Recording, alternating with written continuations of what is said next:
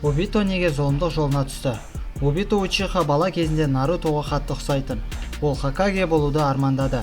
Достарын қорғағысы келді, бірақ бір күнде бәрі өзгерді. Ол жақсы көрген Реннің өлімінің өз көзімен көрді. Сол сәтте оның бүкіл әлемге деген сенімі жоғалды. Кейін Мадара оны өз жоспарына пайдаланды.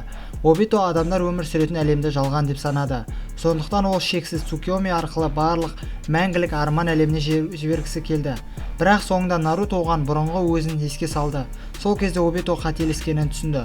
Сондықтан көптеген фанаттар оны Наруто анимесіндегі ең қайғылы кейіпкер деп санайды.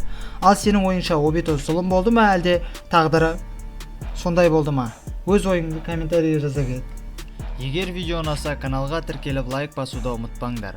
Алда бұдан да қызықты аниме теориялары, құпиялар және мықты видеолар шығады. Қазақша аниме контентті қолдап, біздің қауымға қосылыңдар. Келесі видеода кездескенше.